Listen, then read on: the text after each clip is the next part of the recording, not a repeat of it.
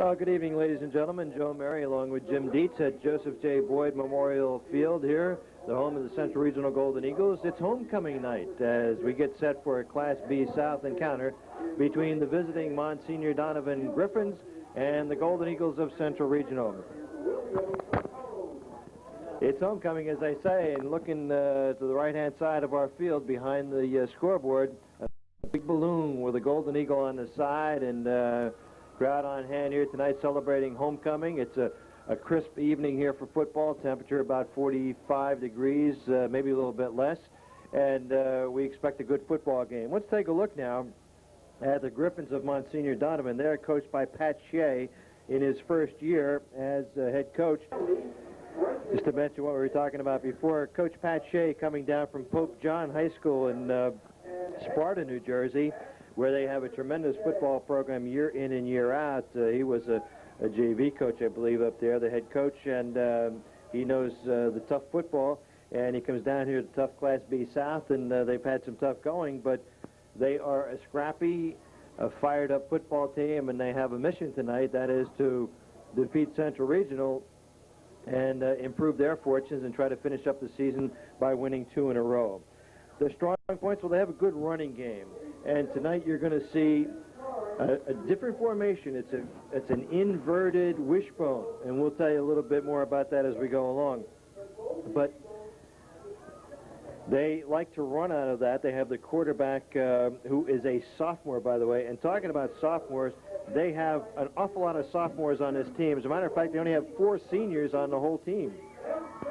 Chris Buckley is the sophomore quarterback, and you just heard the Golden Eagles of Central Regional defeated Edgewood 1-0, and they are the South Jersey Group 3 champions. Congratulations to the Golden Eagles. So we've got a new formation, the inverted wishbone, where you have 2 running backs, left-hand side of the quarterback, running back to the right-hand side of the quarterback, back about 3 yards, and then the tailback directly behind the quarterback. And we'll tell you a little bit more about that as we go along. It's a good running formation. The only problem with it is, and we were talking to one of the assistant coaches, it's a tough formation to come back on. In other words, if you're down by 2 touchdowns or so, it's not the formation that you can really throw out of, so it makes it difficult to come back. Their strong points, I mentioned the running game. They have a good quarterback with mobility, and if need be, he can throw the football. It'll be interesting to see how Central defenses the wishbone tonight. Talked to Coach Gary Carmody during the week, and he mentioned the fact that there's going to be an awful lot of pressure on the defensive ends, and they've done a great job. Sisler and Parapanides had a great game last week against Wall. It is also going to put a lot of pressure on the outside linebackers, Stevenson and Jacobs. Ladies and gentlemen, let's pause now for our national anthem.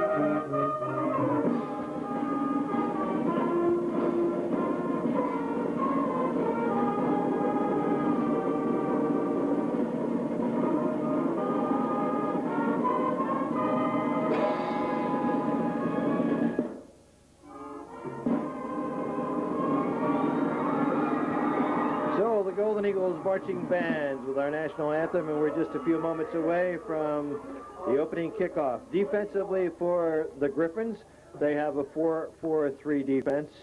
Up front, they have some size with Ken Solowski, number 53, 225 pounds, and Chris Dolan, a tackle at 255 pounds. So they're big up front.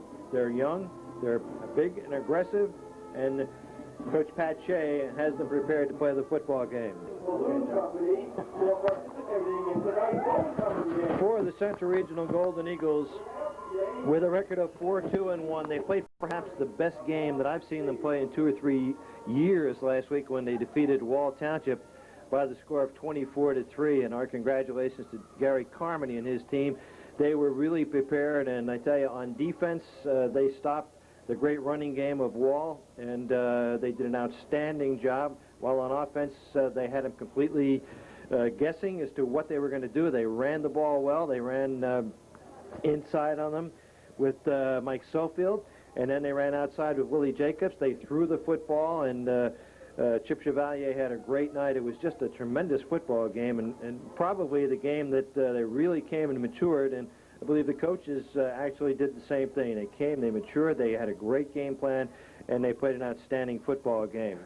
The key to that game last week, as I mentioned, was the defense led by Sisler, and you can name them all. Sisler, Ganem, Mercandante, Parpanides, Jacobs, Sofield, Burke, Stevenson, Selby, Ames, and Applegate. That entire defensive unit really did the job. And on offense, I tell you, they did an outstanding job, especially the offensive line. They were flying off the ball and really driving it home, and they opened up the big holes for Sofield and Willie Jacobs. The Golden Eagles, with an opportunity, should they win tonight, they would go into the game with Lacey on Thanksgiving game day with an opportunity to share a bit of the Class B South title, as both would have the same records in Class B South. So they have a mission tonight, that is to win the football game and to go into that Thanksgiving Day game with an opportunity to tie for the championship.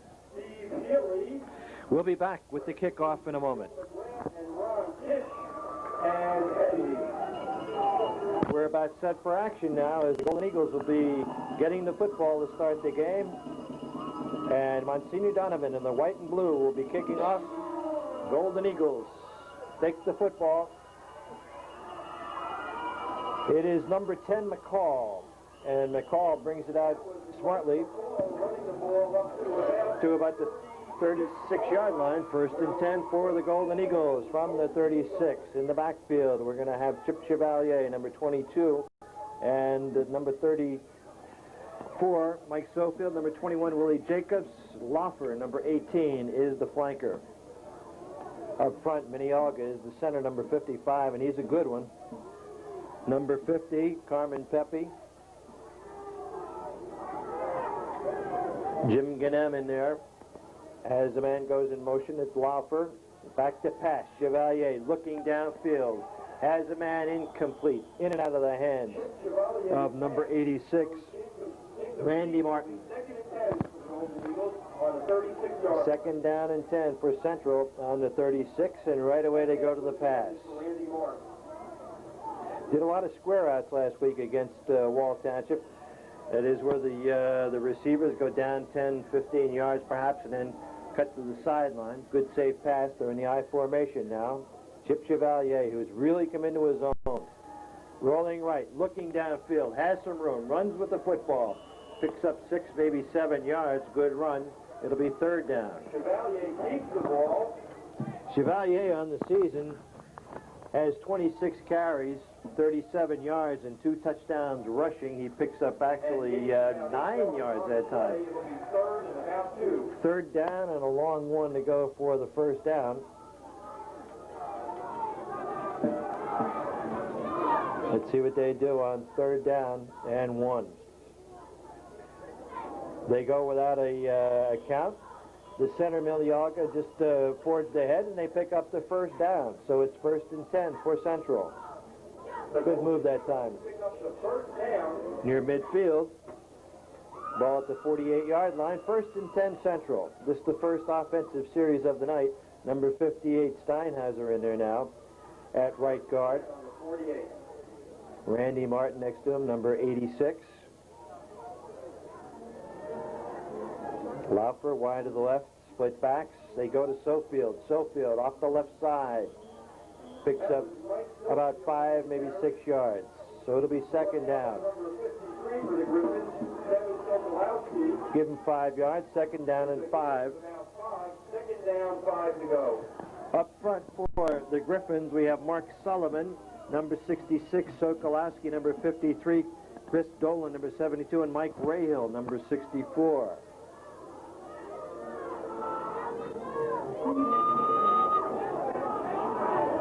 Second down and 5. Ball in Griffith territory, and Willie Jacobs is tripped up by number 66, Mark Sullivan, after picking up a yard or two. It's going to be third down now. Third and about 4 for the first down. The Griffins have number 20, Rob Mira in there, Rich Voyevich, number 13, Sean Crow, number 89, and Mark Nelson at linebackers. The safety is number 26, Brendan Delpino. The corners are Rhodes and Sokolowski. Now Willie Jacobs goes in motion to the left, looking to pass, and it is nearly picked off. Sean Crow nearly picked it off, and it goes incomplete, so the Golden Eagles are going to have a fourth down situation, and they will have to punt the ball. Beautiful night for football, temperature in the 40s. Ray Ames back to punt for the Golden Eagles. Ray Ames will be punting. He gets it away. It's a nice kick. At the 2-yard line, 5-yard line, and knocked down is number 23, David Gottschalk, 150-pound sophomore. A lot of sophomores on this ball club. Let's take a look now at their starting lineup on offense. The Griffins are starting out, and they don't have good field position. Down on about the 4-yard line. Check that, make that the 9-yard line. First and 10, Griffins from the 9-yard line. Sophomore quarterback in there, number 17, Chris Buckley. And it goes to the tailback, right side, Chris Spakowski, who had 28 carries, 122 yards last week against Lacey in the losing effort, but they did a great job. They scored 3 touchdowns. So Spakowski picks up 3 yards, and it's going to be second down and 7. Up front for the Golden Eagles, Paraplanidis, Mercantante, Ganem, and Sisler.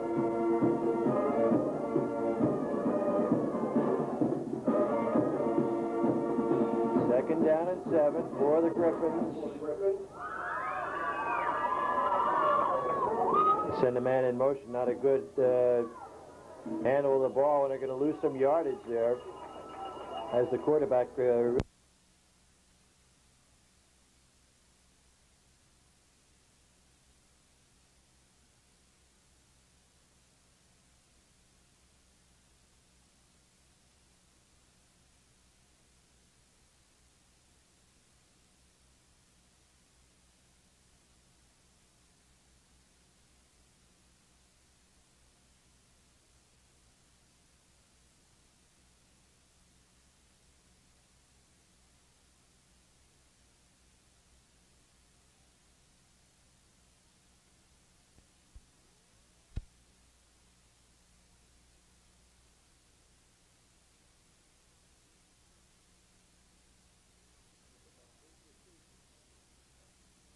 the football in good pursuit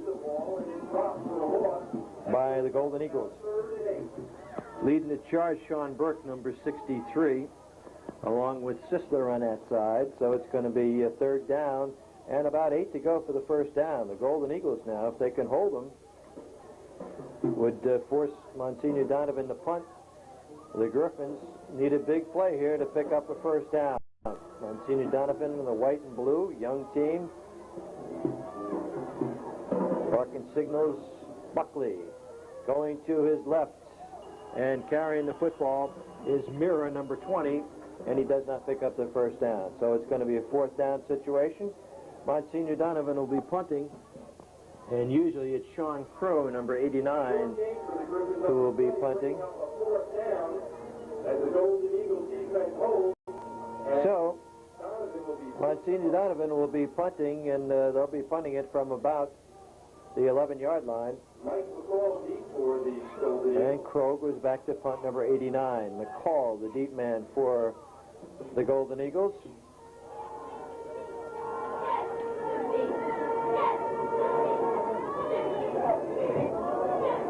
Gets it away. It's a nice kick. McCall has it. Moves to his right. Trying to get a block. He can't get it, but the Golden Eagles have good field position. Let's see where they'll spot the football. Hard to see the markers here. They're across the field and behind the bench.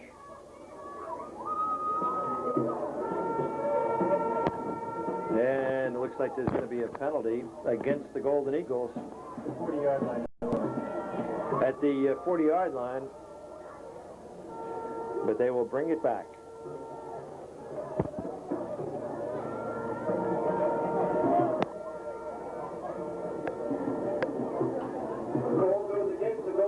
They're going to spot it at the 45-yard line. First and 10 Central. So this is the second possession for the Golden Eagles. No score in the football game. 6 minutes and 8 seconds remaining here in the first quarter. Willie Jacobs has it. He has about 4 yards. He is stacked up inside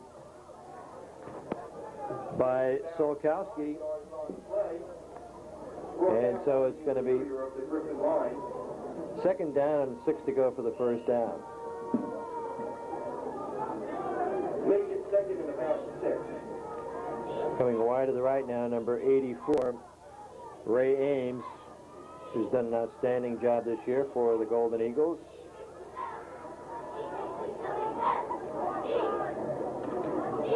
Back to pass. Chevalier has a man open, complete. And it is Laufer. Laufer with the first down. First and 10 Central in Griffin territory.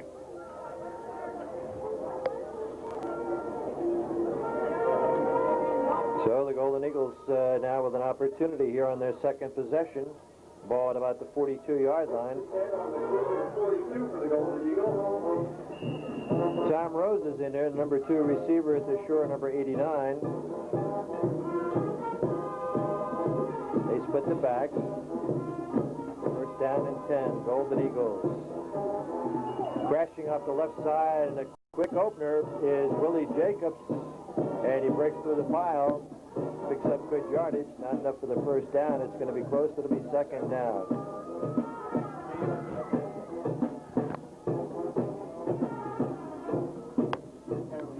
Second down and 2 for the Golden Eagles, now on a drive. Ball at the 34-yard line.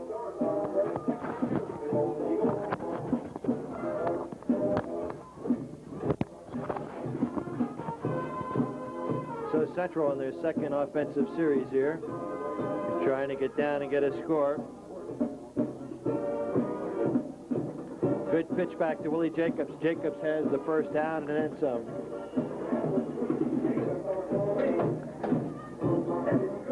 It is another first down for the Golden Eagles, their second in a row.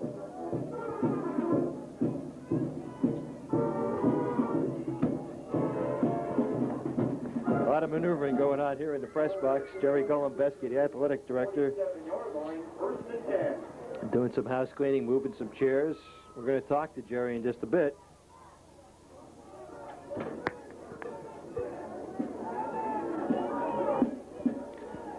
Central with a first down. Jacobs again inside. And he picks up a yard or two. It's going to be second down now.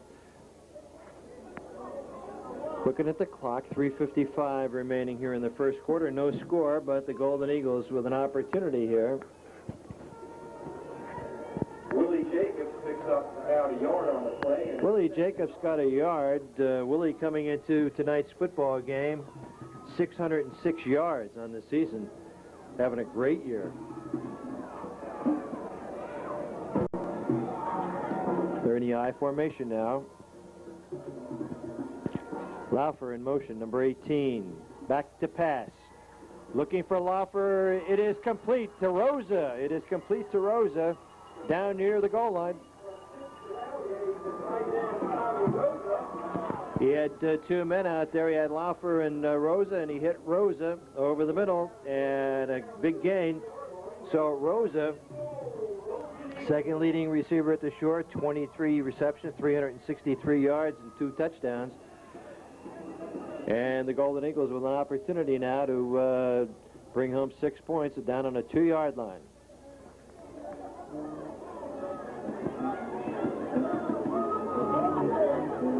Let's see what the play is going to be. Barking signals is Chevalier. Looking right, going to Sofield, and Sofield is in. So Mike Sofield with his 3rd touchdown of the season, and the Golden Eagles have scored first and lead by the score of 6-0 with 2:51 remaining here in the first quarter.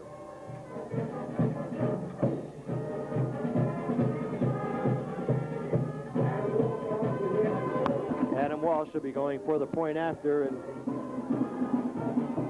you don't want to say it's automatic, but it practically is, because he's done an outstanding job all year. Kick is up. It's good. Time out of the field. Central leading by the score of 7-0. Back in a moment. So Adam Walsh will be kicking off, and Del Pino and Galchuk will be going back to receive the kick for the Griffins. They now trail 7-0. Adam Walsh gets a nice high kick. Good tackle on number 23, David Galchuk. A penalty flag is dropped up the field, and let's see what the call is going to be. Well, Jerry Golembeski, it's about that time of the year where we get to say this is our last game with you folks, unless something unforeseen happens. It's been a pleasure, and want to chat a bit with you. Good. It's a pleasure to come back and make my cameo appearance here. I noticed you looking at field glasses an awful lot this year, Joe. Is it your eyes? You know what it is. When you get a little older, you know. Oh, I was just wondering. I thought maybe it was a little foggy out here tonight. You noticed Jim Dietz with his bifocals on over there. Yeah, well, that's what happens when we all get over 39. Jerry, I want to congratulate the soccer team. You want to tell the viewers about it? Well, it's been a season that's progressed, right from day one, and they've improved all along. Not that they haven't had potential. I mean, we knew at the beginning of the season that we had the potential to have a good team, but they've come along really nice. We got a play going off here, Joey. So Monsignor Donovan now going back to pass. It is incomplete. Off the hand of the intended receivers. Another flag down on the field. Jerry, I want to tell you that we didn't do the Wall Central game last week, but I was there. I saw the game, and the football team really matured that game. Well, I was there. I made the trip, and it was probably one of our best games in the last, since the split. It was a complete game, all phases of the game. Offense, defense, and special teams. And Wall has a good club. There's no question about it. And we just completely shut them down. And I'm really hoping that we do a good job here tonight, which makes that Thanksgiving game or the following Saturday, whichever we have to play. We won't know that until after tomorrow, exactly when we're going to play. But this game with Lacey is going to have a lot of meaning for once on Thanksgiving, other than just a rivalry. It'll mean a chance for us to get a piece of that B-South title. Running right side, Vujovic, and he picks up a couple of yards. Yeah, I told Gary Carmody during the week that, I talked to him that that was probably the best game I've seen him play in 2 or 3 years. And like you said, they put it all together, every aspect. Yeah, every aspect of the game was razor sharp, and it was really good to see that. See that at that particular time. It couldn't have come at a better time, and it kind of sets the stage now. We got the table set. It's there. We got to go for it. What about the state playoffs? Is there any chance of that, or? No, not now. When we go back to that Southern game, remember we were talking about that? That was a killer. And with that win, that would have, shoulda, coulda, woulda. They're the 3 best players I've ever heard. Jerry, There's no chance for us now to answer your question.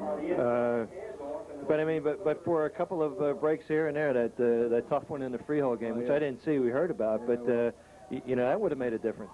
Yeah, that was a tough thing there. I guess, you know, when you're coaching and you're on the field and something like that happens and all the excitement, everybody jumping around, you kind of like forget what the rules are. But I think I was in the stands. I might have been one of we were about 33 fans. I think I was the only one knew that you couldn't advance a muffed punt like that. But I'm surprised the officials didn't know the rule, and they didn't. You know, our staff didn't pick it off till Monday. It's too late then. There's a first down for the Griffins. Good gain there. Nice gain as they go up about the 45, maybe the 46-yard line. Tell us about the rest of the fall program here. Well, I just wanted to, you know, digress and go back to soccer. The first question you asked me, we didn't get a chance. First-year coach Robbie Beckloff, even though it's his first year as a head coach here at this school, you know, he's no stranger to soccer. He obviously knows the game, and with his assistant Teddy Adamczyk, they've done a super job bringing these kids along, and the discipline's great, and everything. Just for soccer, I'm happy for them that it all came together there too. And as far as field hockey goes and the rest of the fall program, field hockey did real well as usual. You know, they're always in the thick of things, and unfortunately they lost their first round of the state tournament against Rancocas Valley last Tuesday, and now they're all finished. And they ended up with a real respectable season. I think they were 12-5 and 2 or 3. Went to the semifinals of the Shore Conference against Toms River North, and they were, you know, they represented our school very well, as usual. How about the other football teams, the freshmen and JV? I understand the freshman team is an outstanding team. Yeah, the freshman team won their game this afternoon, 27-0 against Mondon, and that brings them to 8-0 on the year and sets up a big game. In fact, they knocked off Freehold Borough freshmen this year, and that's the first regular season game they've lost in 39 regular season games. And it was unfortunately, it started pouring that day here, you know, and the rain kind of damped the thing because it was supposed to build as a real good game, and I'll tell you it was. We have some really good players on that freshman level. I was going to ask you, anybody we might see coming up? Yeah, I think they have one back here, as long as everything goes good. Michael Dillard, he's doing a super job, but Joe McGrath and Ron Kish are running the club. These are two men from outside the school. They're not teachers here. We don't have any qualified coaches inside. And we're lucky to get two people that know the game like they know it, and they're doing a good job. And you know, they did last year. I think they were 8-1 last year. So there's two back-to-back teams, and of course it carried into the JV to you know, further. And how did the JVs do? Well, they've lost one game now. I think they lost one game, 26-24, a real barn burner, and they've won all their others. So they're about 7-1 now. So things look good as far as that goes. Jerry, let me ask you a question. I can remember the good old days when you were A South. You think they'll ever come back again? You think you'll ever go South or A South? I think you ask me that question every year, and believe me, when we split, my heart split too, because you remember those games we had. It was you know, I'm not knocking these other clubs by any stretch of the imagination, but to me there was just some charisma about A South playing the Toms Rivers and the Bricks, and Southern and Jackson, and that's where it was at. And I just wish we had more enrollment where we were back in that. I love that A South. I really do. You have that rivalry, and I think that means a lot. And right now I'm concerned with the realignment because there's a lot of focus on just doing it by enrollment. And the realigning, well, that was a good hit by some Central boy there. Hard to pick it up. There's so many patting in front of the bench. That was a good stick right there. But going back, this realignment, if they ever do this just strictly by enrollment, there's no telling where we'll be. We'll be, you know, playing schools from way up north, Monmouth County, and schools we may not have even played before. Jerry, what is the enrollment at Central nowadays? Let's see, I have to think about that a half a minute. For 9 through 12, it's somewhere around 1350, something like that, grades 9 through 12. And then if you add the two middle schools and the two grades in the middle school, it totals about 2,000 total kids here. But in the high school, we only have about 1,300. 1950. So the Griffins now will be punting the football, and the Golden Eagles right side. And didn't pick up much that time as he was belted down. How about the basketball program? How's that looking? Well, I think we have one of the premier players at the Shore, and Jermaine Clay, leading our team this year. And when I say that, I'm not just saying it because he goes to Central, but I'm saying it because he had a super summer. He went to an all-star basketball clinic and was named the MVP of the clinic, and that's by college coaches. And he's had feelers out from all the Big East schools already. And how big is he? Right now he's about 6 feet, 6'1" maybe. He's a junior, and he's cat quick and can shoot. Boy, I'll tell you. Where they have him playing guard or forward, or? Well, I think this year, well, that's probably where he'll end up in college. You know, a good point guard. But I don't know where he's going to play for us. I know this: he'll probably be doing a majority of the shooting now.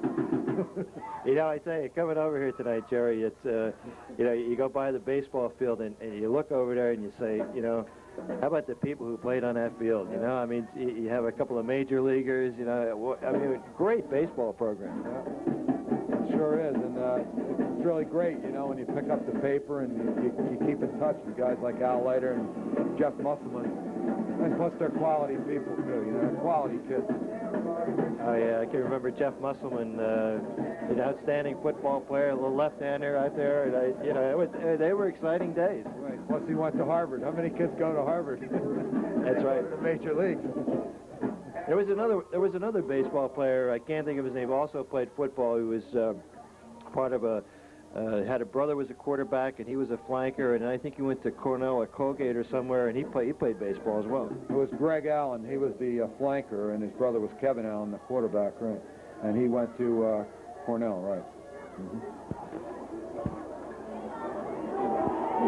Back to pass. He's open. He's out. He's got it. Can he catch him? Rosa stumbles as number 89, Sean Crow, caught him from behind. He just tripped him up, Jerry, and he couldn't control his momentum. He just his momentum carried about another 5 yards, but down at the 5-yard line. Yeah, he just took a desperation dive and tipped his heel, and that just was enough to throw him off. Huge play that time by the Golden Eagles as they bring the ball down to the 5-yard line. And as you said, you could see the play. It's about the 6-yard line. You could see the play unfold, and Rosa was all by himself out there, and he picked up the ball, and there he went. Well, we had a great view of seeing that play break from here in the press box. You could just see him wide open. It's good that Chip picked him up on the field. Chip Chevalier, the quarterback. He's really come on, hasn't he? Oh, yeah, he's got a lot of poise, and he's a potential Ivy Leaguer. He's ranked, I think, 3rd in the senior class, and done well. Well, we punched another one in here, Joe. Maybe we want to. Who was that running? Now, was that Sofield? Yeah, I'll say it's Sofield. I'll take him off the hook. Okay, we'll check on that, but looked like Sofield, a 6-yard run, and the Golden Eagles have struck pay dirt again with 8:41 remaining here in the half. It is now 13-0. So Mike Sofield, and the extra point conversion by Adam Walsh is good. We have a timeout on the field with the score now. Central 14, Monsignor Donovan nothing. Back in a moment. So the Golden Eagles, Jerry Golombowski, doing an outstanding job here tonight, up 14-0. Something new here at Central. Looking over behind the goalpost, we see these flagpoles. You want to tell us about them? Yeah, we just finished putting those in today, believe it or not. And what they are is we intend to display the sending district flags on each of the smaller ones. And, of course, you can see the American flag in the middle. And I've contacted all the mayors from each of the towns, and they're all getting a flag, and they're going to donate it to the school, and then we're going to put them up there, and also the school flag on the 6th pole there. So, and then we're going to hang our football pennants there and everything else. So we're dressing this place up little by little. We've got this nice track around there. I was waiting for you to ask me about that. I think probably one of the nicest running tracks in the shore now. And we widened it out, added a couple lanes. And put You had to raise it a bit, didn't you? Yep, and it was upgraded. They put a nice subcourse down, and now there's good drainage out onto the field. It doesn't get stuck there. As you know, when you're looking down on it, you don't see the curb anymore. It goes right over the curb, and we have a really great drainage system all around the field. So I think next year we may get a bid to this spring to host the Ocean County Track Championships here. So we might even be able to do them at night too. See how nice it's lit up all the way around? Well, I tell you, you know, we had the pleasure of doing the first night game here last year, and you know, it's a good lighting system. Yeah, it's one of the best. I tell you, one thing I'm really surprised about is how the lights go way beyond the end zone. I've been at some fields where when you walk behind the goalpost, it's like midnight there, but here it's lit up, and you can see out past the scoreboard there. Well, you can't see unless the camera goes there, but I mean, we can stand here in the press box and look back, and it's like just like a playing field, be 100 feet beyond the fence even. Well, the camera tells me that this is the brightest field we ever. Oh, this is a couple of 2 or 3 weeks ago we were down here. I forget what game it was, but the light, one set of lights went out. What happened that night? Do you want to talk about that? No, it's all right. In fact, if you raise the camera, you'll see what's going on over there now. We got a little, you know, intramural football game going on over there. See those 4 or 5 kids there? Well, the band from, who were we playing that day? Do you remember? I'm trying to collect my thoughts there. It wasn't. They had a bunch of kids playing football, and only they were the big kids with a big football, and the kid boomed the punt right there, and it hit on the back of the pole. You'll see a big control box there, and it jarred the control box, and it knocked the lights out. We couldn't figure out what happened. You know, we thought we had a short or something like that, but that's what happened.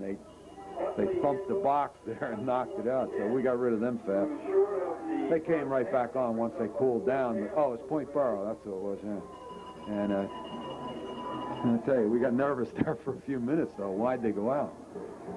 And then we're looking over behind the goalpost here in the end zone to our right, and we see the makings of a new shack over there, right? Yep, that's going to be the new refreshment stand. We're going to take those other 2 down and get them out of the way, and then as you can, there's some murals going up on the weight training room over there, and trying to dress everything up. I tell you, Jim Dietz, we've been coming down here for, I don't know, 13, 14 years now, and every year there's something new. This Jerry Golombeski's building an empire down here, isn't he?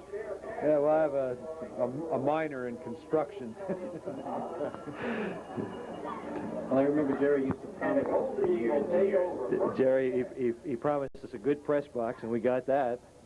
I can remember doing a game in here. It was a Wall Township game in between beams. You remember that? And there was I think it was Tom White, the assistant coach for Wall, was standing next to me, and everybody was huddled up. It was just incredible. We were between the beams. I remember you were asking me a question, and I was answering you like this. I was shaking.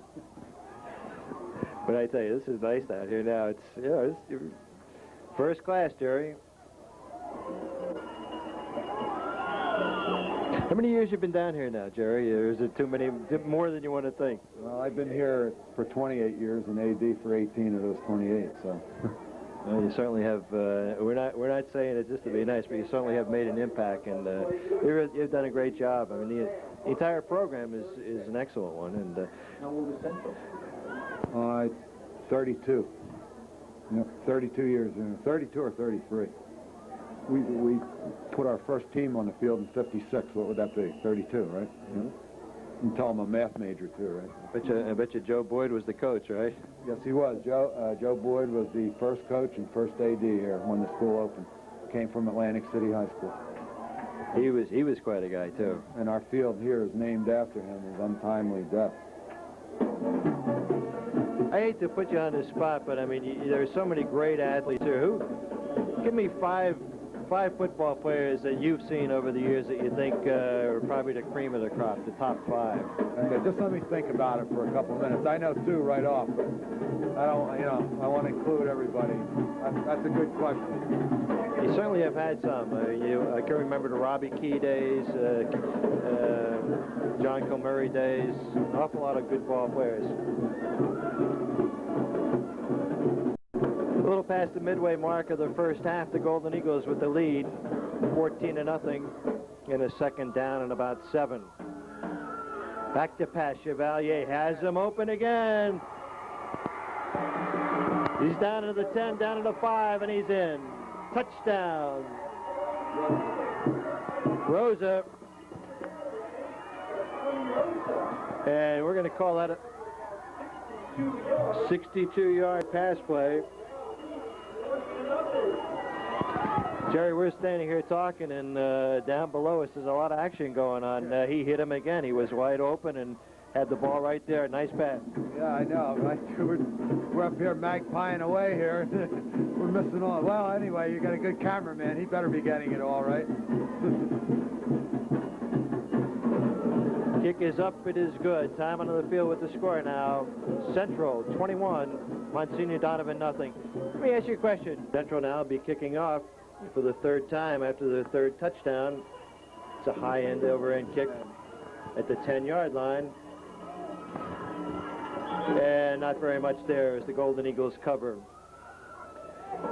Any kids on this team, Jerry, you think will go on and play college football? Well, I think Chip will, definitely. He'll go on, and it's a question as to where he goes. I know he wants to go to Harvard. He mentioned that to me last year. He would like to go on there and play, and I think he could probably play Ivy League, to be honest with you. He's got good size, good speed. He must also have the grades if he's thinking about going to Harvard. Yeah, I started to mention that when they scored there. He ranked third in the senior class, so, and he also plays basketball, and he's not a bad baseball player either. So he's just a good all-around athlete. Plus, he's a super nice kid too. Yeah, you look at their backfield though, and you have Sofield and Jacobs, two juniors back there. Yeah. They'll be back next year. Yeah, and as far as I think Adam Walsh is a senior. And of course, he's got the leg to get him there. I'm not sure about his class ranking and things like that, but you know, he should be able to go on into college. And he's an excellent kicker. He's got a lot of leg. He's been kicking since freshman year. Yeah, he's got a lot of leg. Jerry, how do you defend this inverted wishbone? I guess it puts a lot.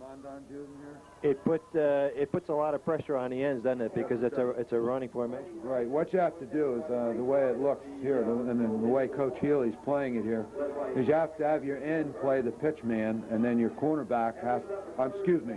Your end plays the quarterback, and then your backer, your linebacker on that outside has to play the pitch man, and they've got to play him. I mean, they can't. If they go for the fake, or if they don't honor the guy, you know, each of their responsibilities, that's what causes that break and turn up the field.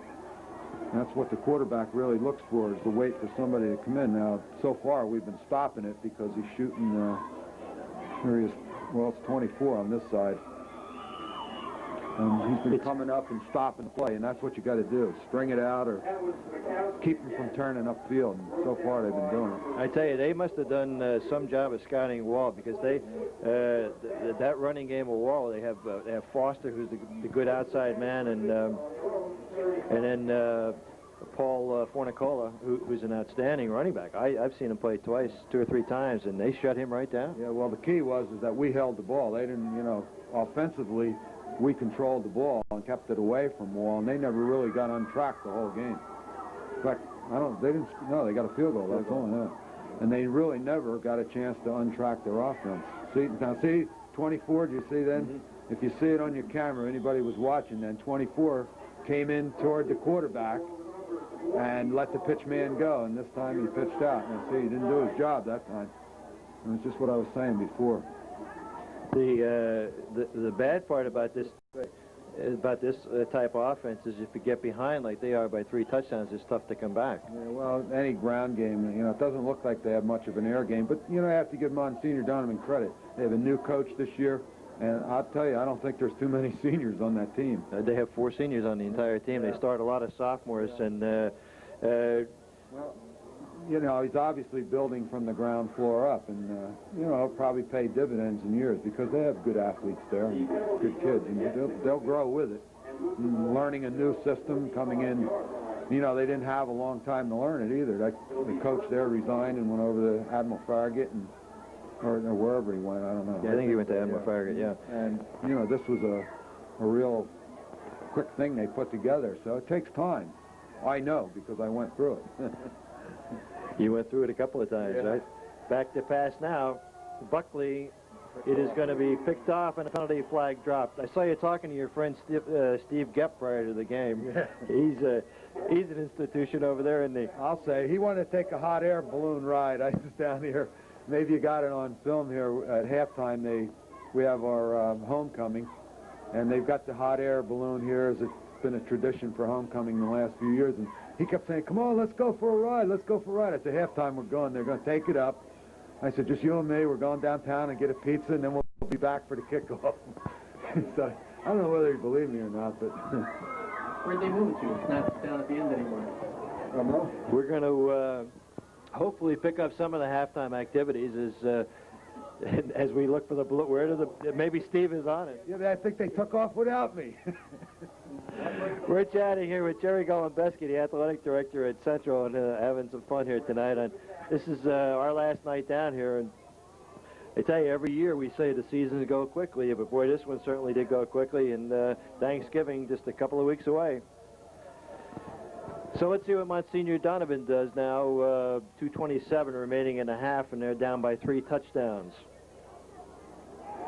Buckley back to pass. Nice catch. Buckley's pass is complete to Sean Crow. Sean Crow, the tight end, number 89, and good completion. 24 Thompson and 20 Selby. Going to be short of the first down by about a yard, so About 8 on the play. he's a yard short. Usually, Monsignor Donovan has had a problem with numbers, but it looks like they have a lot of kids out there this year. And as we said, you know, they only have 4 seniors on a team, so they may be a team to be reckoned with. Yeah, I think so. I was surprised when I saw all the kids warming up here. I said, wow. You know, that's about as big a team as we've seen anybody have this year in terms of numbers. They tried the right side, and I don't think they got the first down. Picked up maybe a half a yard. So it's going to be 3rd down now. As we have an injured ball player on the field, we'll take a timeout and be right back. From the 49-yard line, 3rd and about a half a yard to go. Still in that inverted wishbone, and the quarterback surges ahead and picks up the first down.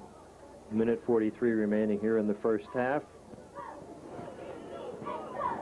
Buckley keeps the ball, and it's good for a Griffin first down. So, first down for the Griffins inside Golden Eagle territory, down by 3 touchdowns. We were talking a little bit earlier about some outstanding football players here, and Jerry is still thinking he has 4.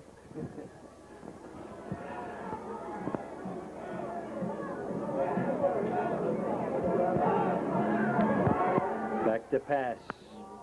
Throws it up for grabs. The penalty flag is dropped. Nice attempt. It was intended for Sean Crow and incomplete. Pass interference against Central. Good defensive pressure by number 88, Paul Sisler.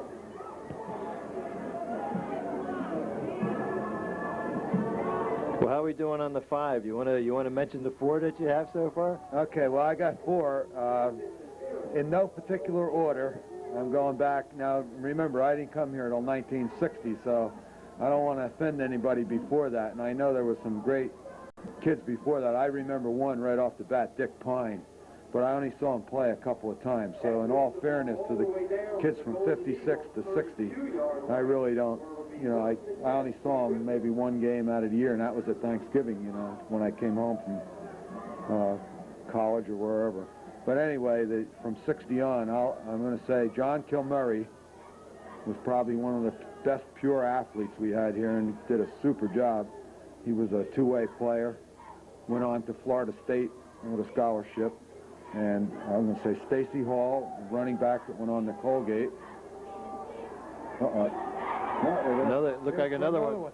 Well, we're taking them down the field with flags here. I don't know. And I'm going to say Billy Morris, probably the best 2-way player That's the way I'm going to think of that. I can't think of a linebacker. Played fullback and linebacker. Right, and he had a nose for that football on defense and could take it in there on offense. He didn't have a lot of speed, but he was quick off the ball. And maybe one of the best pure backs we ever had out of the school was Peter Bell. And he played on that 72 team that was undefeated with Kilmurray. And that kid had more moves than a moving van, I guess you'd say. And good size and excellent foot speed. And now I'm trying to think of the toughest lineman we ever had here to include in my 5. And that's what I'm thinking about. You had some good linebackers. You had a lot of Ayres brothers, Al Ayres. They were usually small, but they were usually good. And he was probably my 5th choice with Al Ayres, but I was trying to think of another lineman. Al Ayres, for just a pure all-around player, could run back punts, run the ball, and defense. Pound for pound was probably the toughest kid we ever had here. So I guess I'll throw Al Ayres in there too. Yeah. That's a good choice. There's so many other good ones too. John Kilmurray, or you mentioned him, Robbie Keys, the Allen brothers, right. A lot of them. Let's put it this way: if I was starting off with team coaching, I'd love to have those 5 guys on my club.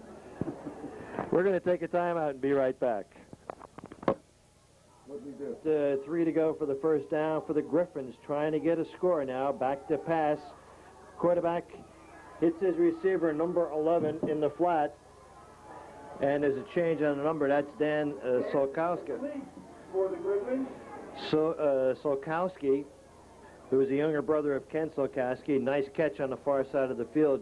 Jerry Golembeski has left the press box, and I promised to be back. Always fun talking with Jerry and reminiscing and going back over the years and talking about some of the great ball players. And he really has done an outstanding job down here at Central.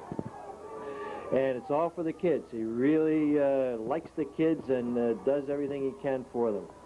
Back to pass again. Looking. It is complete. Nice catch. Penalty flag down again. So the quarterback, Buckley, hitting on the passes now, and Central with a couple of penalties. And the Griffins are in good shape as they try to get a score before the half. Another pass interference against the Golden Eagles. And let's see where they're going to spot the football. Got 31 seconds remaining in the first half. 21-0.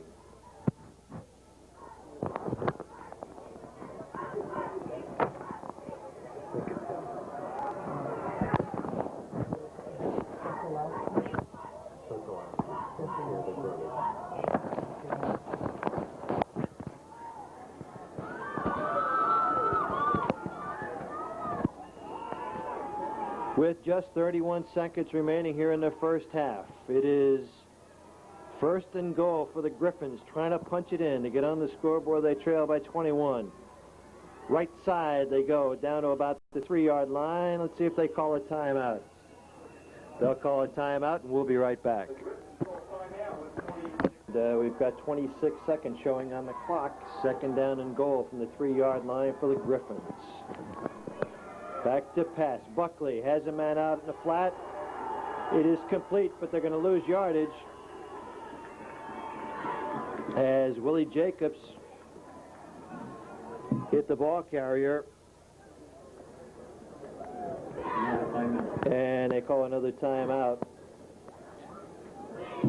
So Steve Healy will be going out, talking to the defensive unit, and the offensive coordinator out there talking to the Griffins to see if they can get a score with just 18 seconds remaining in the half. Back in a second.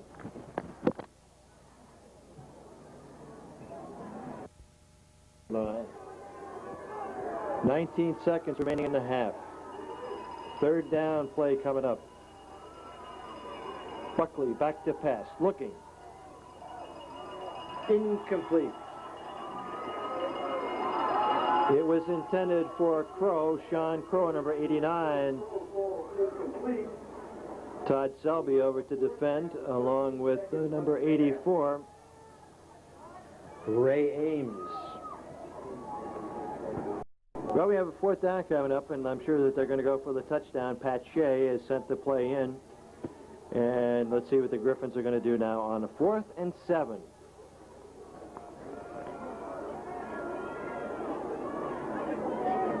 Buckley.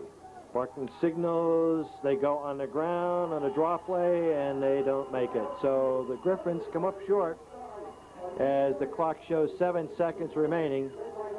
That was a tough drive for them. They really punched the ball down the field, and they come up short, and the Golden Eagles now take over 1st down and 10 from the 7-yard line, and they probably will not get a playoff as the clock shows no time. So the first half has come to an end with the score Central 21, Monsignor Donovan nothing. Back with the second half and perhaps some of the halftime activities in a moment.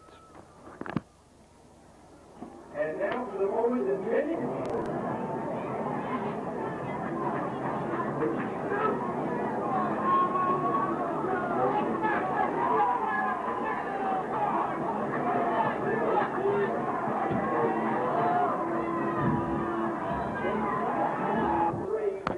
Welcome back, ladies and gentlemen, on homecoming night here at Central Regional High School.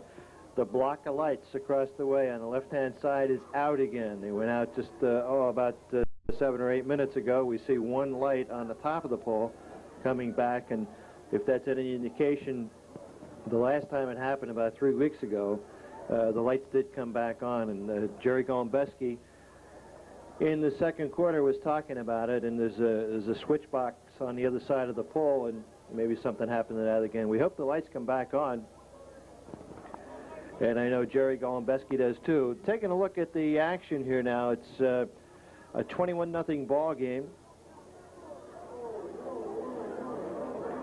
and we're looking at the scoreboard, and they go to 12 minutes now as we get set for the start of the second half. Mike Sofield has 2 touchdowns, 2-yard run and a 6-yard run, and a 62-yard pass play to Tom Rosa, accounting for the scoring. Unofficially, we're told that quarterback Chip Chevalier has gone over the 1,000-yard mark on the season. Congratulations to Chip Chevalier. Excuse me, it's a short kick and a good run back straight up the middle of the field. And let's see if we can put the glasses on and see who carried the football.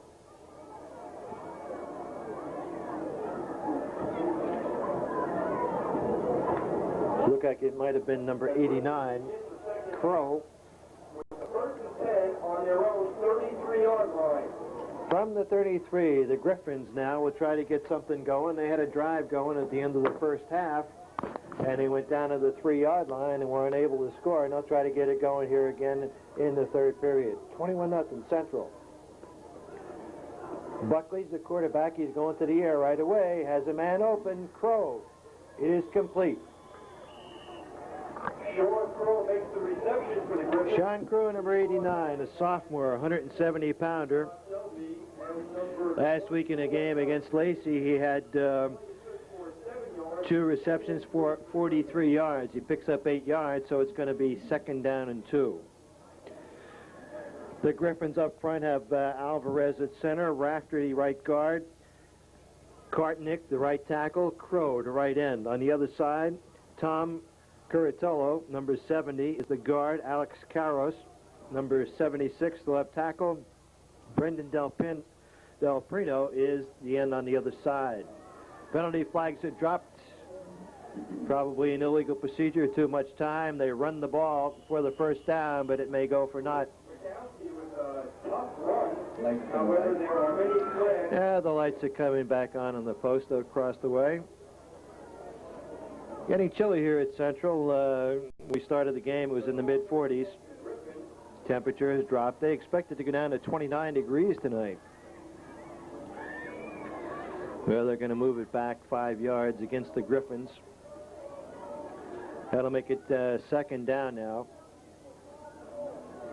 The ball is brought back to the 35-yard line. As the lights come back, this is our final visit to Central this year, and we wish the Golden Eagles well against Lacey Township in the Thanksgiving Day game.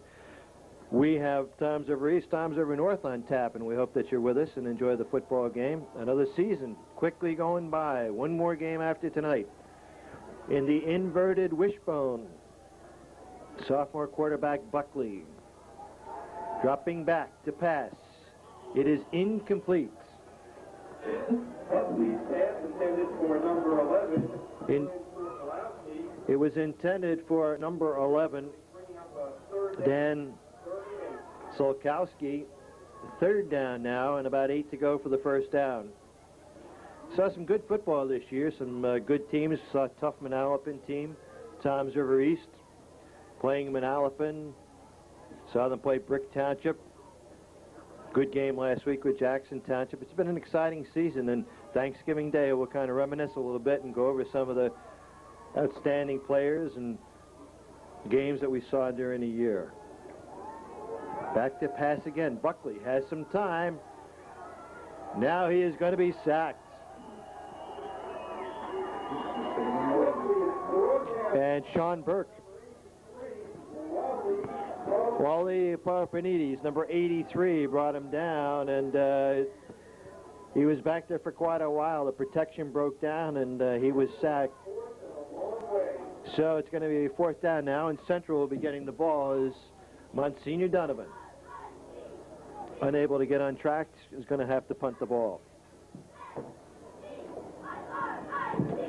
McCall will be going back for the Golden Eagles, number 10,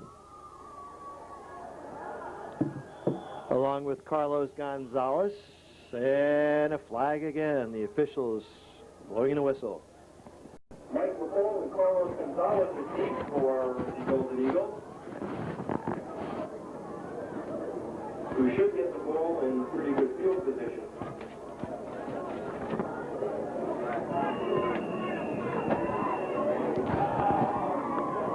Here we go for the punt now.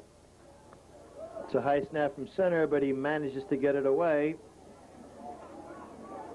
And Gonzalez watches it go down, and it turns out to be a great kick for Monsignor Donovan. So the Golden Eagles will take over first and 10 on their own 32-yard line as the temperature drops. And it's the first possession of the second half, so they've had the ball a little over 3 minutes.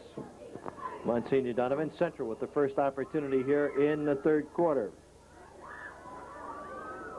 Looks like everything will pretty much remain the same. Chip Chevalier, who happens to be the homecoming king here tonight, looking to pass, rolling left, looking upfield, has two men open, overthrows him. He had Laufer and Rosa out there, and he overthrew them, incomplete. So Chevalier, who has gone over the 1,000-yard mark this season, I think the big difference with Chip Chevalier this year as opposed to last year is last year he was looking for the primary receiver. Now he's looking for the second man out there, and if the first one is covered, he'll go to that second man, and he's done an outstanding job. The homecoming queen is April Forup. Congratulations to April. And Chip Chevalier, incomplete, far side of the field. Third down coming up. 3rd and 10. Randy Martin goes incomplete, brings up a 3rd and 10 for Central. So this would be a passing situation. 3rd and 10 as he's thrown twice here so far. Incomplete on both. Miss Mark Blumenthal in the press box tonight. He's probably over at Toms River East tonight. And he usually helps us out with the stats. And we appreciate all he does for us. Toms River South and Jackson is playing tonight. That should be an interesting football game. Jackson with a good ball club, and Toms River South also with an excellent ball club. Movement in the line, let's see how they're going to call it. Looks like it's going to go against Central as they're talking to Monsignor Donovan. I have to be impressed with the way Monsignor Donovan is hanging in here. They have a young ball club, but spirited ball club. Looking across the way, Pat Shea on the far side of the field. Good coach, nice guy, and very helpful. We spoke with him the other night, and then we met him tonight on the field, and very helpful with the numbers changes and things like that, and telling us what's going on. Chip Chevalier with a 3rd and 10. Looking left. Now he looks right. Has a receiver. Laufer should have the first down. He's going to be close. All depends on where they spot the football. It's going to be maybe a half-yard short. Let's see what they're going to do. They may bring in the chains for the measurement now, and we'll take a break and be right back.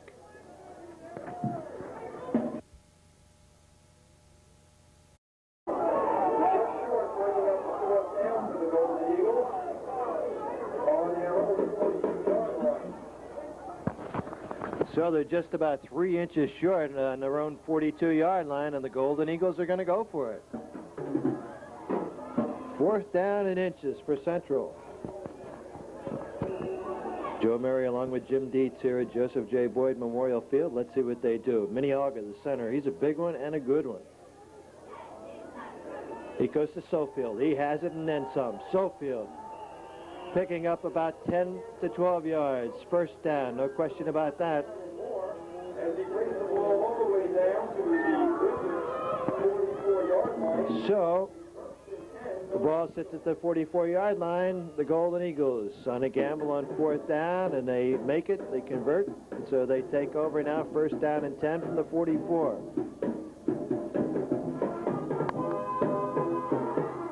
Chevalier checking the defense now, barking the signals, has 2 running backs. Sofield and Bonner, number 35, and Sofield is wrapped up on a nice tackle by Rob Mira, number 20, linebacker, left side. Nice tackle that time as Mira cracked in. He had some help from number 66, Mark Sullivan.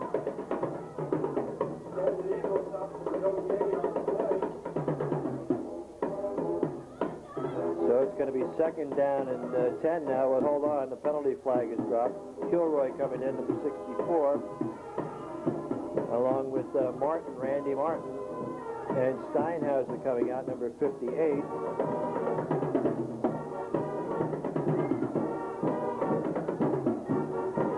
Well, they're talking to Chevalier, so it looks like it's going to be going against Monsignor Donovan. Big one. Personal foul.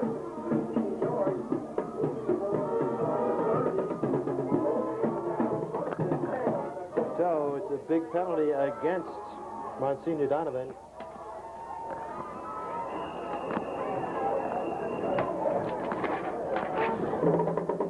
Inadvertently, we've got to give you the officials. The referee tonight is Kurt Laffey. The umpire, Al DeSantis. The head linesman is Ray Pennant. The field judge, Jim Leo. And the timer, Bill Fancone. Bill Fancone is the timer. Dan Bonner, number 35, and at running back, getting some playing time. 9 carries, 55 yards, and 1 TD on the season. 2nd and a little over 10. Lost about a half yard, so we'll call it 2nd and 11. Carl Panides, number 70 in there. Rosa, number 89 next to him. Laufer, number 18 out on the flank. Ray Ames, number 84, split wide to the right. Movement of the line, number 53 moves. Ken Solikowski.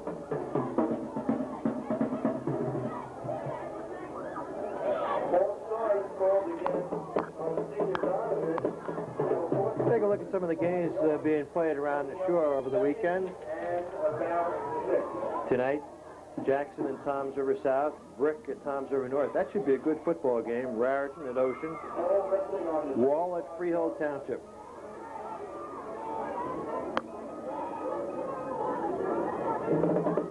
Chip Chevalier. Looking to pass, dropping back, has some time, incomplete, underthrown. Chevalier's pass again. He had Rosa and Laufer out there, number 18 and 89. That's going to bring up a 3rd down now for Central. Steinhauser now coming out, number 58. Randy Martin and Kilroy coming in.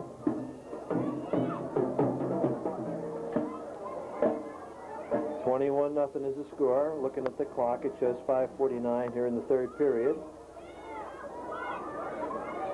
Had a long halftime show tonight with the band playing and, of course, the homecoming festivities.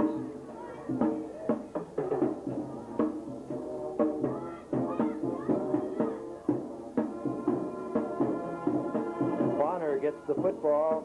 He crashes ahead. Picks up some good yardage.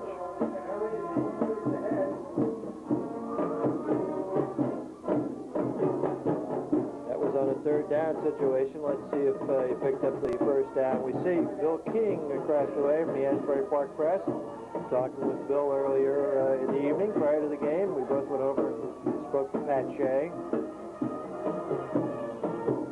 He's been covering Shore football for many, many years for the Asbury Park Press. Bill King, great artist, good guy, knows the game too.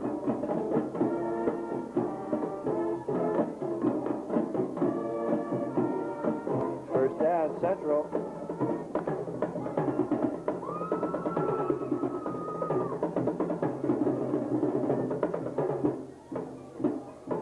Bonner has it. He's going to be tackled from behind by number 20 again, who's playing an outstanding game, Rob Mira.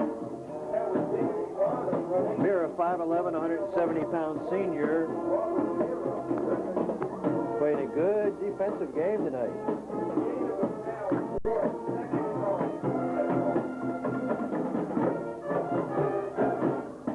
Tell you though, you look at their lineup, they have an awful lot of sophomores up front. They have two on the front line. They have two linebackers, a couple of juniors in the secondary. Hey, they're going to be tough next year, Monsignor Donovan. Second down now and 10. Sofield fighting for some yardage. That was Mike Sofield on the carry for the Golden Eagles. So Mike Sofield, who's had a great year, number 34, 2 touchdowns tonight. As the Golden Eagles keep the ball on the ground now. 280 yards on the season, Sofield. He added to that tonight. Third down and about 7 to go for the Golden Eagles. Chevalier back to pass. He throws it up. Incomplete. Chevalier's pass is just out of the reach of number 84, Ray Ames, number 84, and number 11, Sokolowski. Good defensive play that time. And it's going to be a fourth down situation, and Adam Walsh will be trying for the field goal.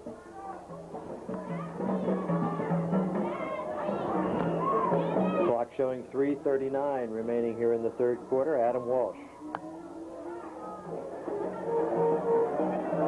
The kick is up, and it is good. So, 32-yard field goal by number 32, and the Golden Eagles have taken a 24-0 lead.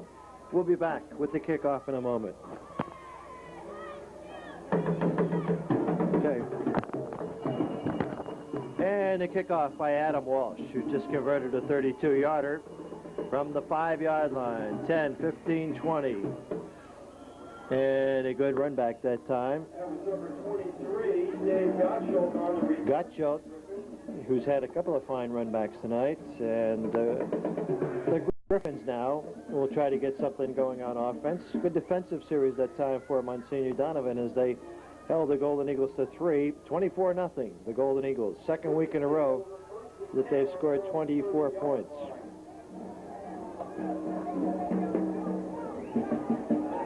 Number 17 is still the quarterback, Buckley, a sophomore. Good size, 6-footer. He throws the football incomplete.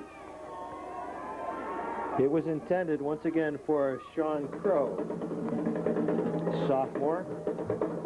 Buckley's pass ball incomplete, bringing up a 2nd and 10. Just think of that tandem. They have the tight end, Sean Crow, number 89, is a sophomore. Buckley, the quarterback, is a sophomore.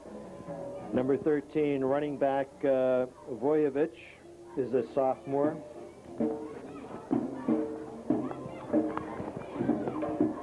Second and 10, Monsignor Donovan. Rolling to his right, Buckley has some time. Now it's going to break down, and he is going to be sacked once again.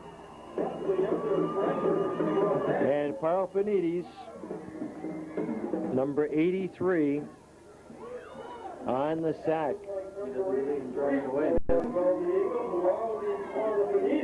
Wally Parafinides on a second sack there for him. So it's going to be third down and long now, and this certainly would be the passing situation. They're going to have to come up to about the 40-yard line to pick up the first down.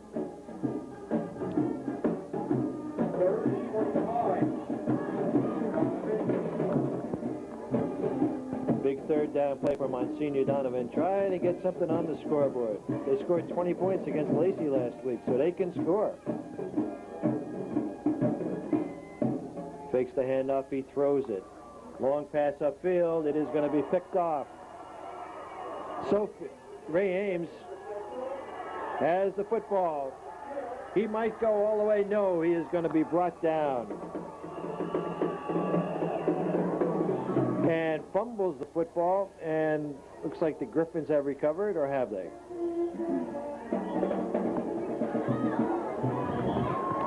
Well, they give every indication that they did.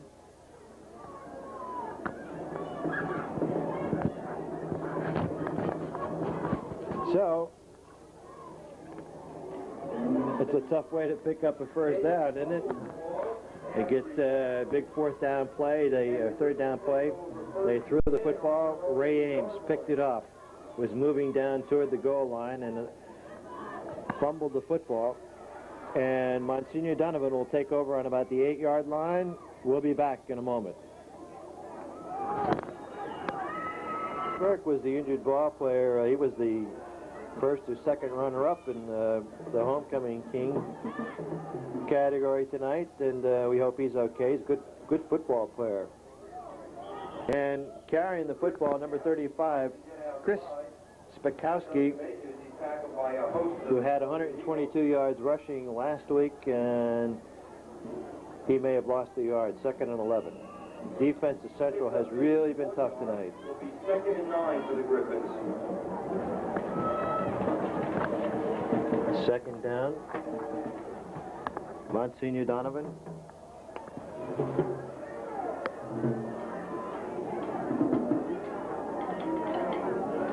They're in that inverted I with the tailback standing up. Fumble, and it may have gone out of bounds. If it did, it'll still be possession of Monsignor Donovan. But they're going to lose some yardage.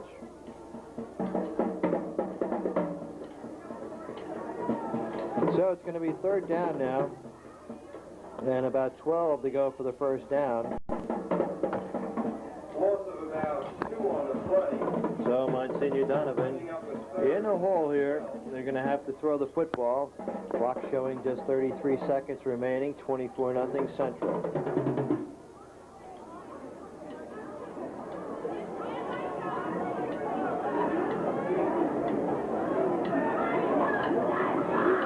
Buckley, the quarterback, checks the defense, barks the signals, looking for a receiver. Incomplete. Intended for Crow again, number 89. Good defensive play. Todd Selby over there, along with number 44, Keith Tandenberg was over there as well. And so it's going to be fourth down and long for the Griffins, who are going to have to kick the football. Gonzalez in there now, number 11 for Central.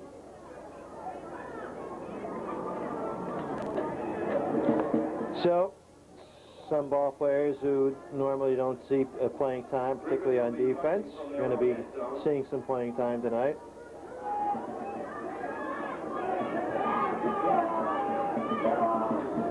Good snap from center. They're going to fake the punt, and then he does kick it.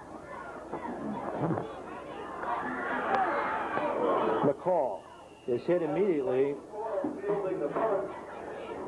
on the far side of the field, and he is brought down by number 26, Brendan Del Pino. So Central We're going to have some new ball players in there. We see Martin still in there. We see Chevalier coming in now. Bonner is still in, number 35. Pepe, number 50. 38-yard line. Minialga, number 55. Number 59, Ganem. Number 89, Rosa.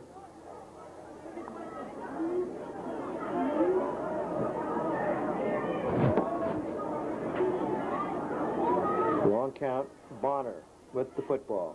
Picks up a yard, maybe two.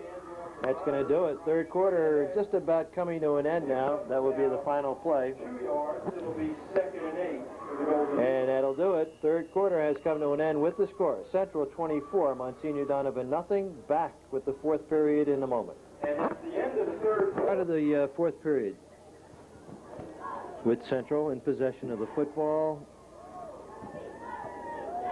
Chip Chevalier is still the quarterback. Bonner goes in motion to the left, number 35, and Sofield gets the call. And he just bulls his way straight ahead. that was Mike Sofield busting straight ahead. You know, last year he was an excellent blocker, and he still is a good blocker, but this year he's really come into his own on running the football. And he's big and he's strong. 190-pounder, 6'2", and he'll be back again next year. Central should be in good shape next year with some of these ball players coming back. They're going to have to, of course, replace Chip Chevalier and some other key ball players, Rosa.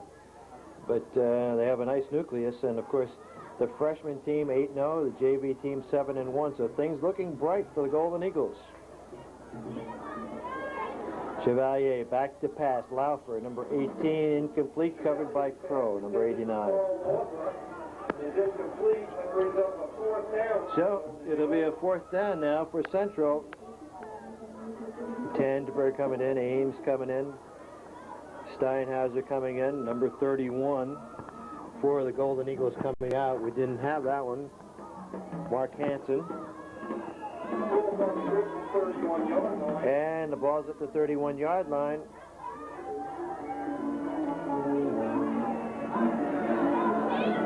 Tandberg, number 44, a running back. As Bonner goes in motion,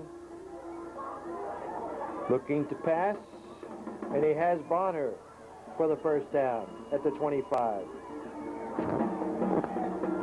Chevalier's pass is complete. So Dan Bonner, who went out there in motion, and then he just Number 35, Dan Bonner on the reception. went out by the sideline and a little bit of a square out. Boom, he hit the pass, and then again another completion for the Golden Eagles and Chip Chevalier Resting on the Griffin 25-yard line. from the 25, first down and 10. We are in the fourth quarter, 24-0 Central with the lead. A couple of new running backs now. And Bonner gets the football. Mark Hansen in the backfield with him. 5'10", 180-pound junior.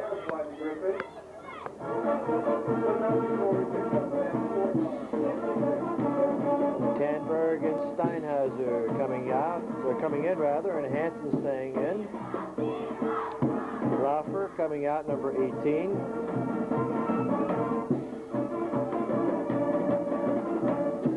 Have a problem with some equipment. The official conferring with Bonner.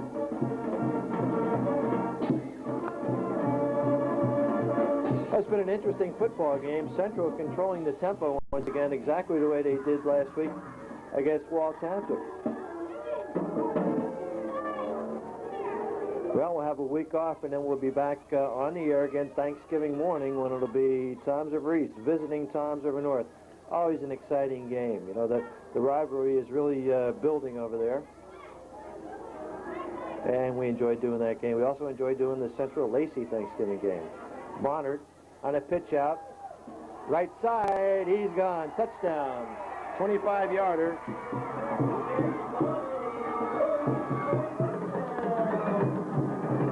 So, Dan Bonner, number 35, on a 25-yard run. With the Golden Eagles on the scoreboard once again. Makes it now 30-0. Adam Walsh will try to point after. Kick is up. It's good. Time on the field with the score now. Central 31, Monsignor Donovan nothing. 10:35 remaining, and we'll be right back.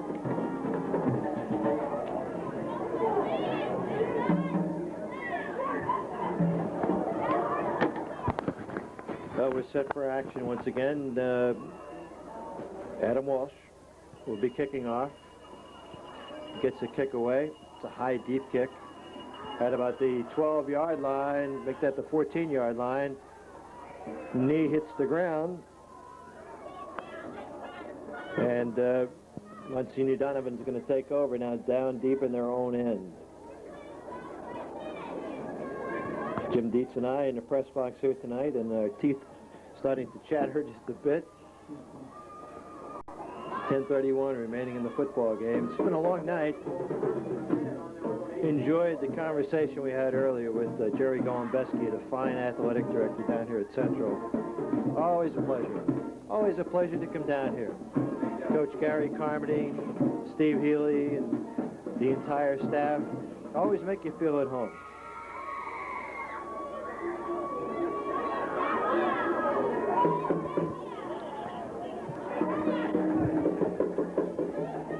That was the Griffin's Chris McGowan.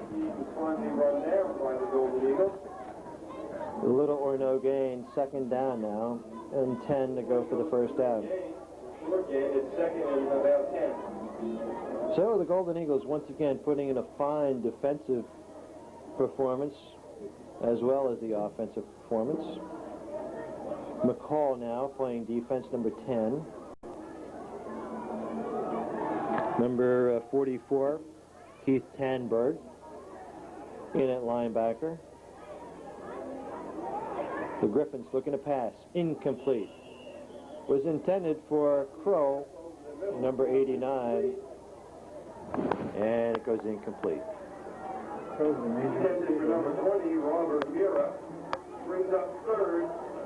Jim Dietz just mentioned the fact that Crow is the primary receiver. That he is. They've thrown him quite a bit tonight. Big tall kid. Just a sophomore. 6 foot, 170-pound youngster. Remember that name next year. He's going to be a fine football player, along with the quarterback and some of the other players that they have.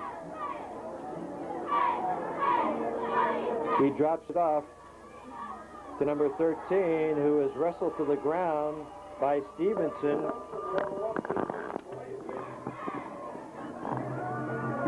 Rich Vojevich, who, by the way,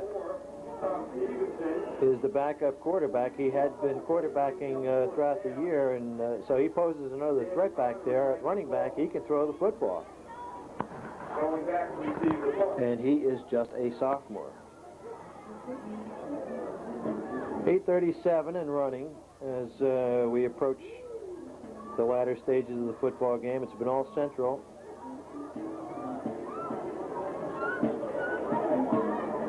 Dan Crow, number 89, will be doing the punting. Good snap from center. Gets the kick away. Takes a Donovan bounce, picked up by McCall, and he is dropped out of bounds. So the Golden Eagles will take over now, perhaps for one last time. Rutledge coming in. We'll see if we can pick up some of the new Tillett, number 80. Applegate, number 19, is the quarterback. Keith Applegate, junior quarterback, 6 foot, 175-pounder. 40-yard line where it's first and 10, Golden Eagles.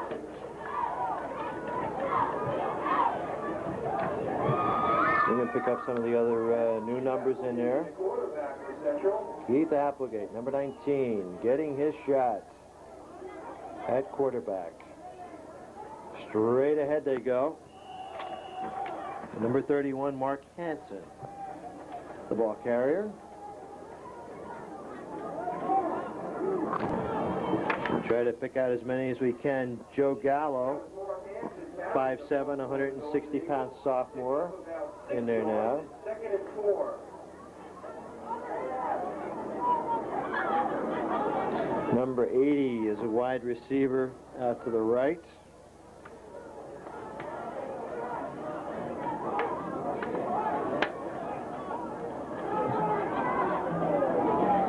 Chopped down immediately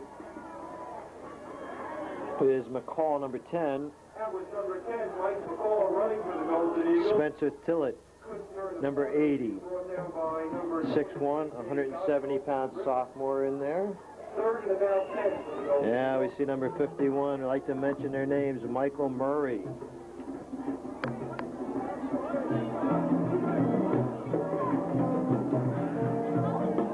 Looks like number 52 is the center. Bernie Scott. Rutledge in there, number 43. Movement on the line. So movement on the offensive line will cost the Golden Eagles 5 yards. They'll bring it back, and instead of being 3rd down and 10, it'll be 3rd and 15. Number 99, Making it 3rd and 15 for Central. James Davis, 6 foot, 175-pound sophomore. Seeing action.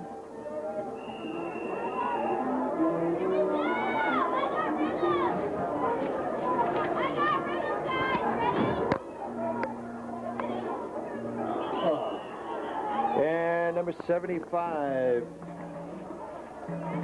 goes off sides. Brian Bender, 5'9", 160-pound junior. So more movement, another The new clock. ball players in there, and they're eager to go and jumping the gun a little bit.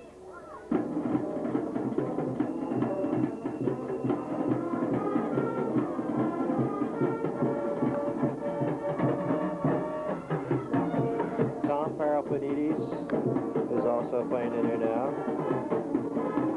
Keith Applegate is the quarterback. McCall gets the football, and he picks up a yard or two, and it'll be 4th down. So the Golden Eagles are going to have to punt. Ray Ames, number 84, will be going back and kicking the ball. So on that series, we saw a lot of new ball players in there getting game experience, and that'll certainly help them next year. And the center is number 34, Mike Sofield. Good tackle on the far side of the field by number 64 for Central, Dan Gilroy. Number 23, David Gottschalk, the ball carrier for Monsignor Donovan. So the Griffins will be taking over. We take a look at the clock, 5:27 remaining in the football game. Flag on the play. Got it?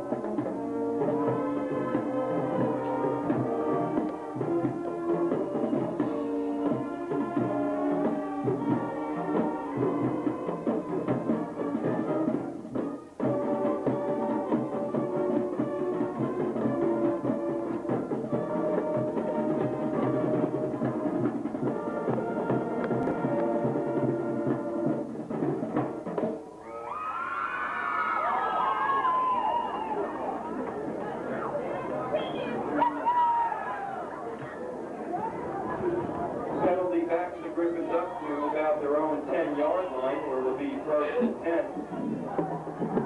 10. From the 10-yard line for the Griffins, 1st down and 10.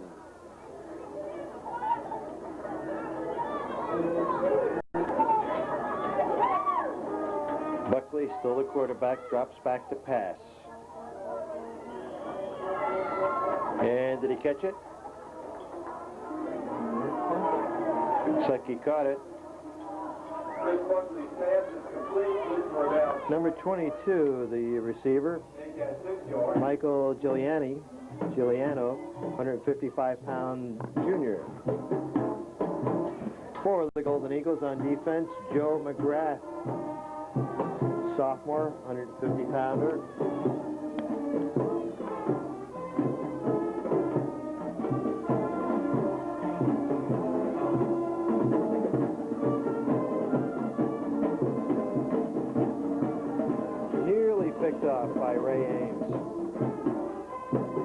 Gonzalez in there, Gallo in there. Number 51 is in there for Central, Mike Murray.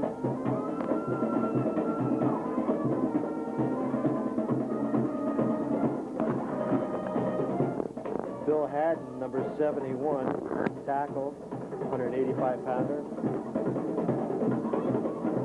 These are the guys who practice all week long, and they're finally getting a chance to play some football. Buckley back to pass. He is going to be tackled, brought down for a loss.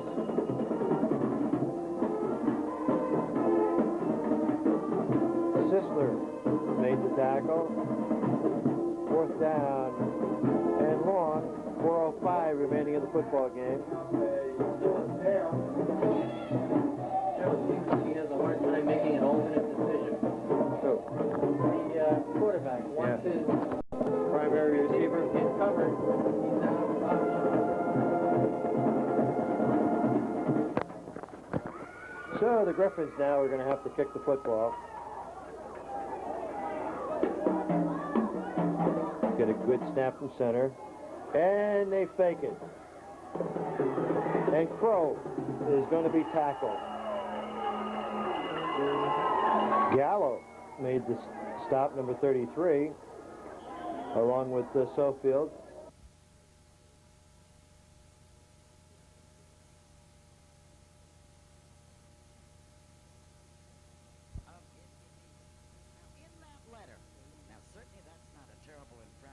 Just outside the 10-yard line, the Golden Eagles have taken over. First down and 10. Applegate, the quarterback. He hands off inside to Mark Hansen. And so the Golden Eagles, with game well in hand, 31-0. Under 3 minutes remaining, 2:50 in the football game. It's on homecoming night at Central.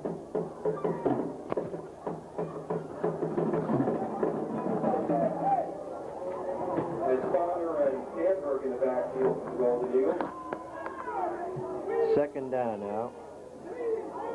Sandberg along with Bonner. Sandberg, number 44, gets the ball, and he is tackled. Good gang tackling. Number 23 was the initial tackler, David Gottschalk. Third down, 8.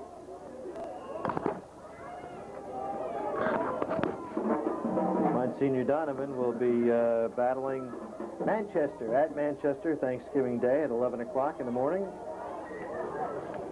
I'd like to wish the Griffins well. Their program is on the rise, believe me. They've got some good young ball players. Applegate pitches back. McCall. McCall goes to about the 3-yard line. McCall, who runs it inside the 5. Yeah, the clock now is showing 1:30. And the Golden Eagles down on the 3-yard line.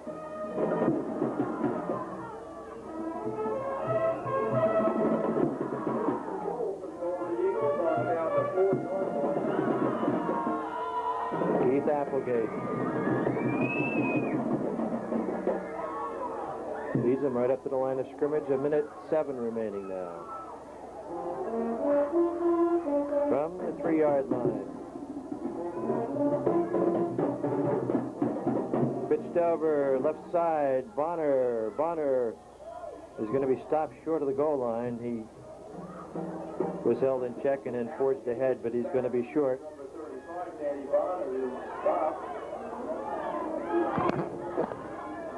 And now the clock showing 50 seconds. So the Griffins have held, and good job for the Griffins that time. And they'll take over on their own 2-yard line. Well, the temperature really dropped here this evening. Promised to be down around 29 or 30 degrees tonight, and it certainly looks like it's heading that way. Chris Irons into the lineup for the Golden Eagles.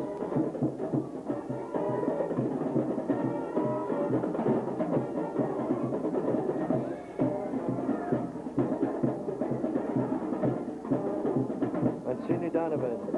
They're going to keep it on the ground. Nice run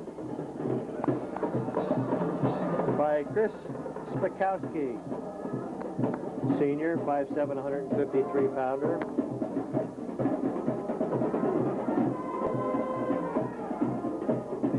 Dump the water bucket on the guys on that. First down.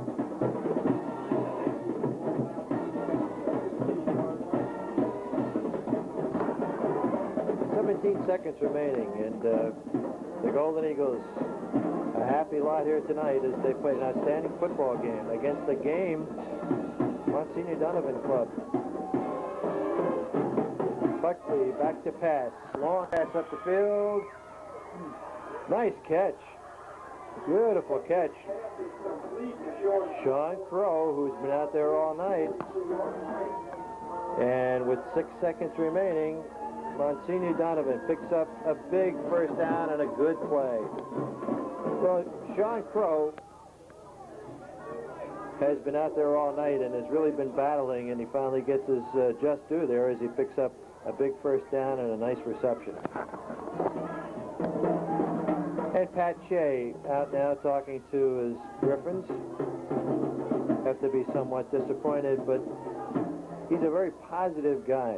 Speaking with them, he knows that they're young, he knows that they're inexperienced, and this is how you get the experience.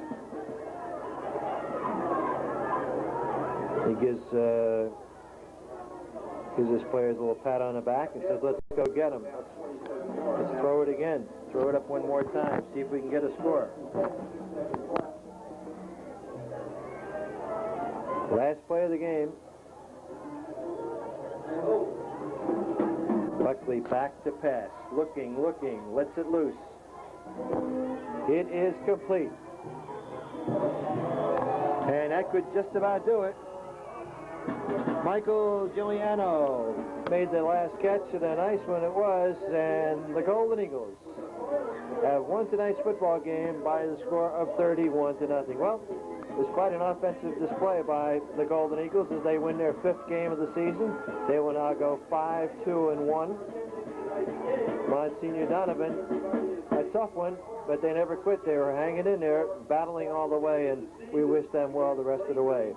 That's just about going to do it for tonight's football game, and we want to thank Gary Carmody and congratulate he and his staff on a fine season so far. They have one more to go, and with a possible shot at a share of the Class B South title. I want to thank Jerry Golombeski for having us back one more year. That's just about going to do it. We'll be on the air Thanksgiving morning at 11 o'clock from Toms River North, where it'll be the Mariners hosting the Raiders of Toms River East. So, for Jim Dietz, this is Joe Murray from Joseph J. Boyd Memorial Field with the final score. Central Regional High School, 31, Monsignor Donovan, nothing. Good night. We'll see you Thanksgiving.